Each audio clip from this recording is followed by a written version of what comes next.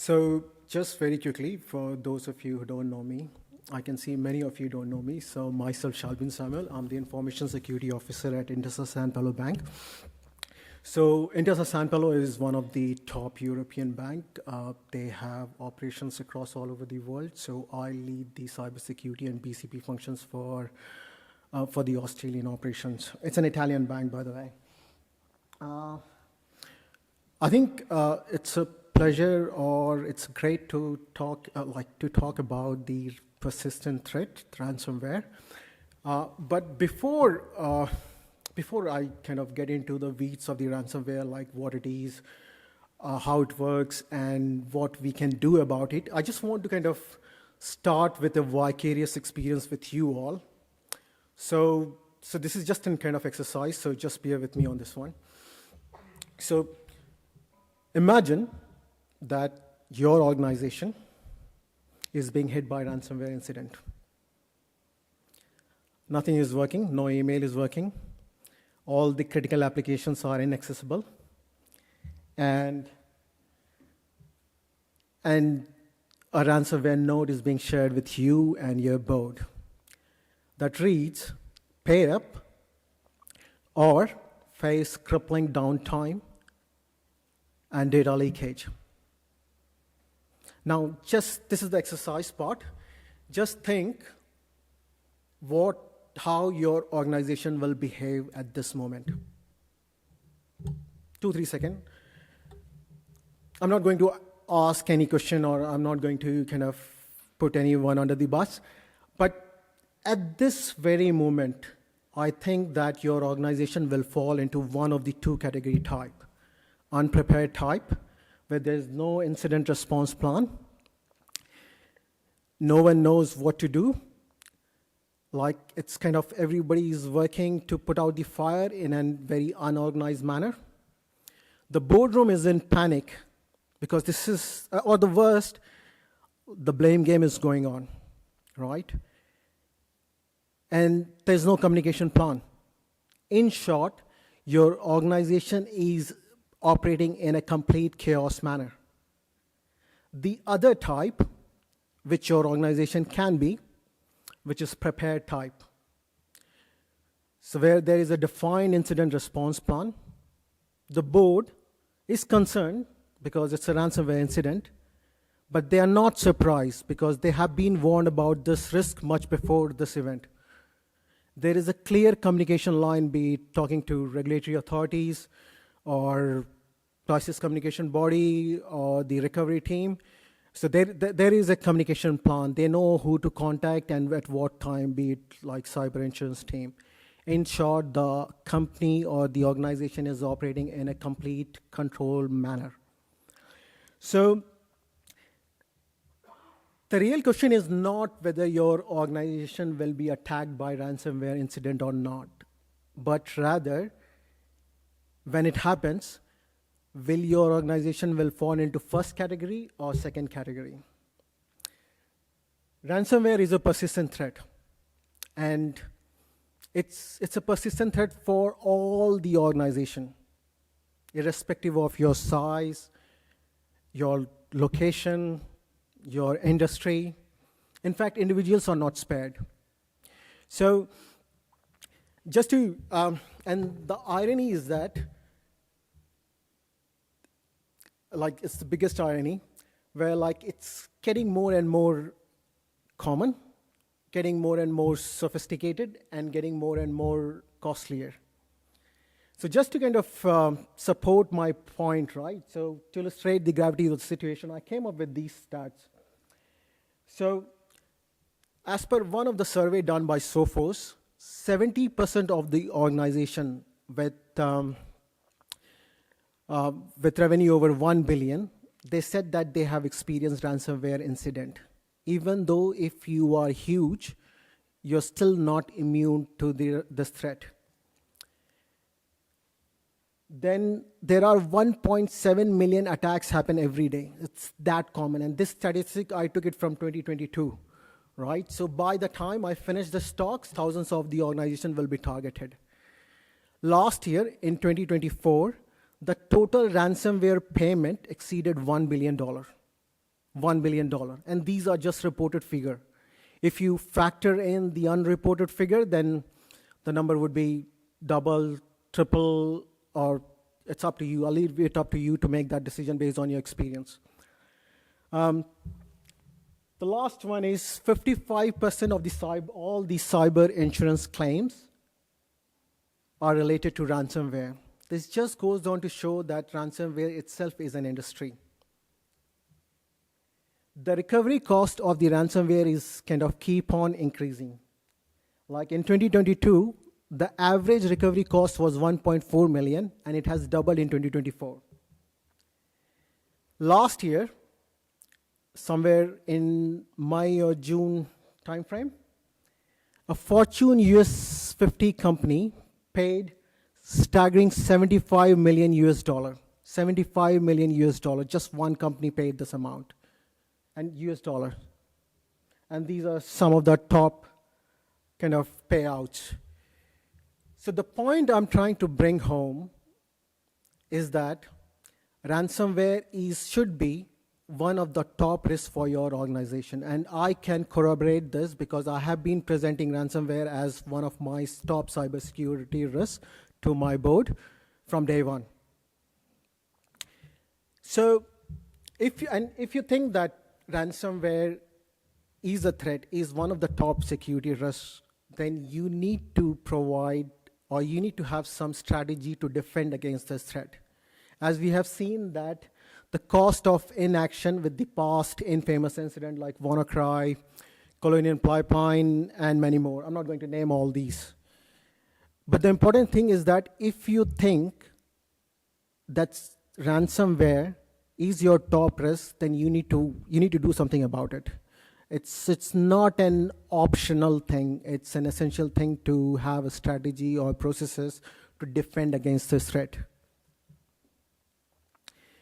While growing up, one of my maths teacher, it's not a maxim, but one of my maths teacher used to tell me that, Shalbin, if you want to solve the problem, you need to understand the problem. So if you want to solve the ransomware problem, you need to understand how ransomware works. So I have divided this whole ransomware life cycle or attack life cycle into 3 stages: entry, encroachment, and execution. So entry is like, this is where the attacker or the bad guys, they get inside your network, mostly through users' workstation or servers or networking devices, mostly the machines or devices that are internet-facing. The second stage is encroachment. This is where, like, once they get inside your network, they move north-south, they move east-west, they go around all your network to kind of find the right level of access, right level of privilege, and understand your data, your processes, what are your critical processes, what are your critical data, and they position themselves for maximum impact. That's more important because they understand this, they want to have this maximum impact to you or your organization. The last one is execution. This is where they hit the button and send you a love letter, which says, "Dear honey, pay me the money." So the 3-step strategy that I have, that I'm going to discuss here, right? It kind of very much aligns with the attack stages. So the first one is reduce your attack surface. So make it very hard for the attackers to get inside your network. Then the second step is reduce your impact. So once they are inside your network, once they have breached your perimeter defense, so be like, if you want to call it that way, then ensure that you have detection and response capabilities to stop the spread of the ransomware. I can see from here also. So, and the third step is reduce recovery cost. So this is where, like, they have got you. They have encrypted your critical processes. They're not working. Critical data, they have stolen your critical data. Now what you need to do. So Ensure that you have proper recovery procedure, you have proper database backup so that you can recover fast and reduce the cost. Let's explore these kind of steps in more detail. I'll elucidate all these strategy in detail. So let's see. So this is an interesting survey actually done by Sophos. So they have surveyed the kind of all the organization who have experienced ransomware incident, and 60% of the organization have said that the attack started from compromised credential or malicious email or phishing. 60% have said that. And then the next 36% have said that the attack resulted from, or the incident resulted from, exposed vulnerabilities. The reason that I'm showing this survey is because if you just address the top two threats, you're reducing your risk by more than 90%, or you are reducing your risk substantially. So what controls can you implement to reduce or to harden your defenses? The first one is educate employee. It is a non-negotiable control. Some people call it that your employees are your weakest link. I disagree with that, because your employees should be and will be your strongest link. So in terms of educating employee, right, it's through repetition. You need to inculcate the values. So one of the things that I feel is more effective is the phishing campaign. Don't do that phishing campaign just once a year or twice a year. Do it regularly, because it's very easy, it's very automated. And it's kind of one of the way to kind of inculcate the right behavior to your employees. Foster a positive cybersecurity culture in your organization. It's very hard to implement than to say simply. But your employees should feel comfortable to report their mistake rather than hide it, right? And then there are many simple things that you can do, right? For example, having a report phishing button in your Outlook. I know many of your organization would have this control, but I've seen an organization which kind of doesn't implement this kind of simple thing. And it's very easy to implement, right? And one of the control, like, I feel that is very, very effective, and it helps all your employees to kind of determine whether a given or whether a email is a suspicious email or not, is if it is an external email, right? Just have a warning message in the body of the email stating that this is an external email, be kind of cautious, or whatever is the warning message that you want to put. Then I'll just club the three controls together: vulnerability management, asset management, and security testing, because they all three, I feel, that work in tandem. So through security testing, you would identify all the vulnerabilities, and then asset management, you need to identify all the assets, not just the application asset, but all the infrastructure assets, those specifically the ones that are facing internet. And then finally, vulnerability and patch management. So with vulnerability, of course, I know everybody is doing that, have a approach to address the vulnerabilities based on the risks. Like, of course, I'm sure everybody is doing it. And also, one of the things, like many of you might disagree with me, is that I feel that it is very hard to remediate all the vulnerabilities as they are identified. It's not possible because of the resource limitation. So have a protection level agreement with your board. What I mean by protection level agreement is that, say that I want to remediate all the vulnerabilities within 30 days. So that means the board knows that for 30 days, I'm just making it up, just picking up one number, right? So it could be 30 days, 20 days, right? Board knows that for 20 days, your environment is vulnerable. then the board might ask, why don't we reduce that days? So that means you need to kind of ask more budget, more resources, right? So that's where the board understand and they find like what is the right level of agreement, and they agree, right? And have this kind of use this whole stats, right, for your metrics, board metrics. Then email security, and just very quickly, because I don't have much time. So email security and the endpoint protection solution, right? So I'm just combining these two. Don't just rely on the basic antivirus solution that runs on the only signature based. Go for advanced solution, because this is not the place where you need to save money. This is the place where, in this day and age, right, you need to kind of use the advanced solution or the next generation, what they call it, protection solution.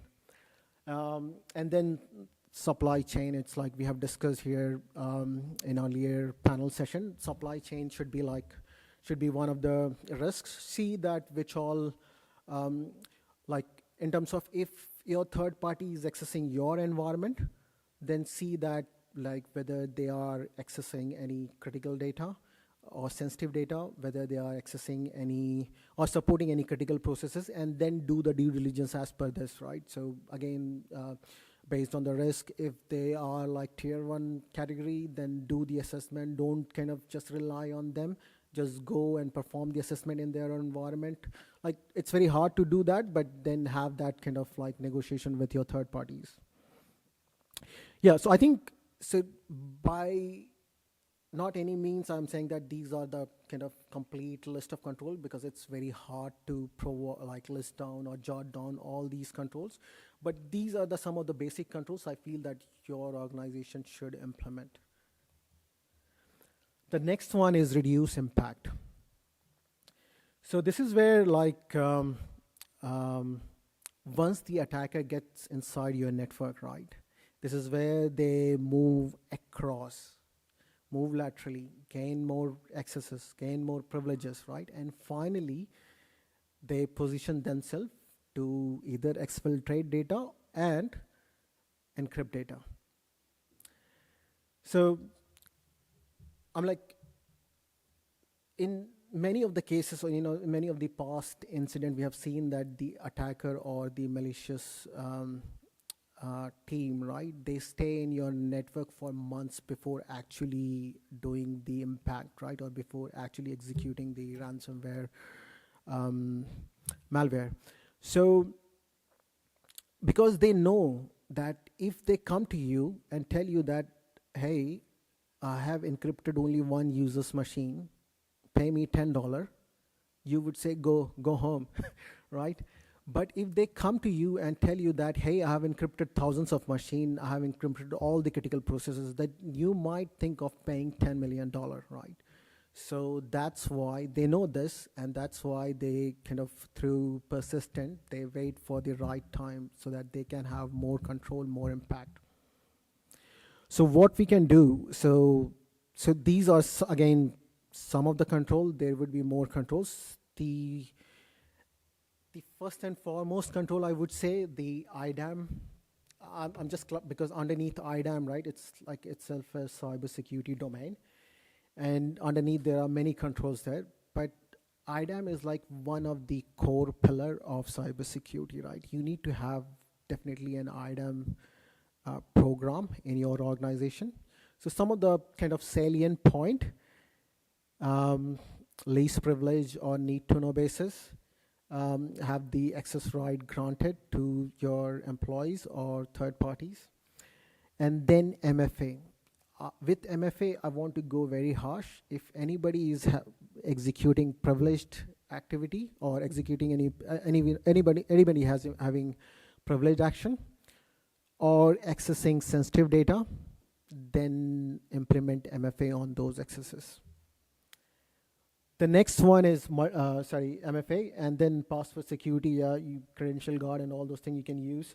One of the things that we have started using is that passwordless solution, which is like very convenient to employees and very secure as well. So that's something you can think of doing it. privileged access management solution. The technical team or the admin team, they hate the solution because they want to just directly go to the host and access there, right? So just actuate them to kind of go through privileged access management solution, because definitely in terms of ransomware, right, this is like one of the control that would help you. Then definitely just I'm considering the time, I just have to gallop through this slide. So yeah, of course, you need to have a robust SOX process without, it's like, again, one of the main control. And then I'll just quickly club these SASE and zero trust networks access.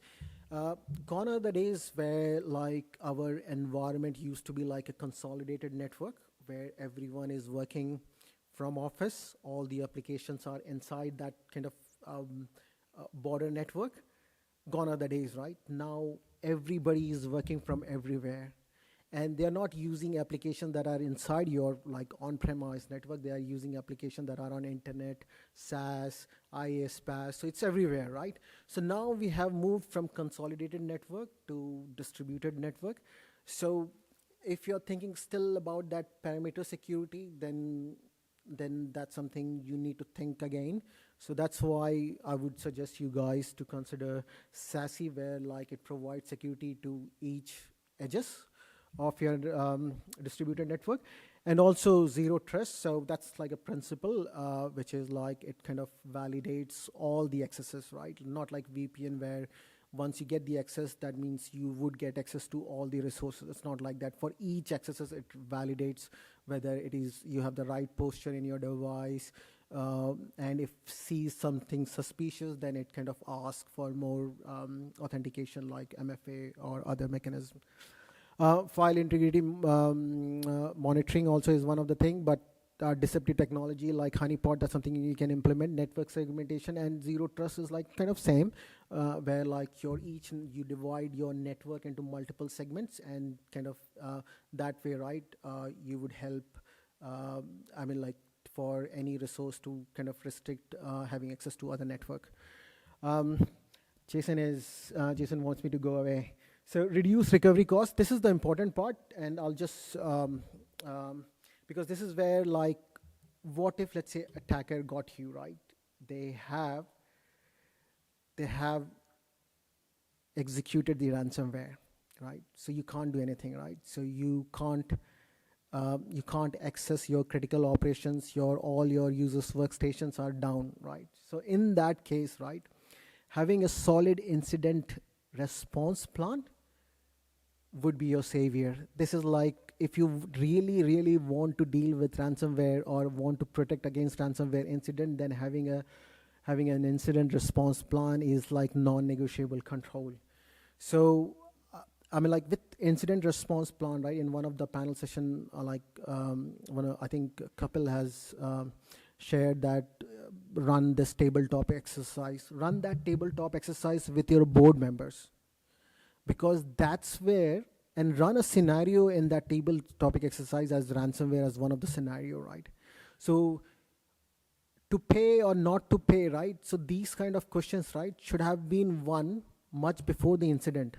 This is the place where you can make those decisions, right? So have a proper incident response plan. This is your savior.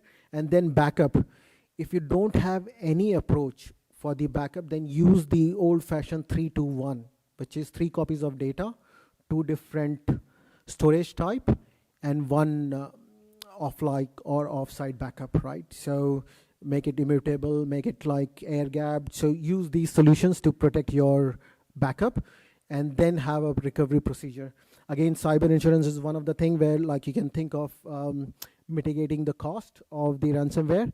And finally, the communication plan. So during the incident, right, you don't want your organization to be in the headline for all the bad reasons or for all the wrong reasons, right? So, and that's where you need to have a proper communication plan. So decide like which team would be working on this, which team would be liaising this, which team would be providing or trickling the information to media and all those things. So that's all from my side. Shalbin, take a Thanks. breath, mate. Well done. You left all the good stuff at the end there. Like, he started talking about to pay ransoms or not to pay ransoms. It's like, on next week's episode, yeah, we're going to get that. Thank you, mate. Take care. Cheers.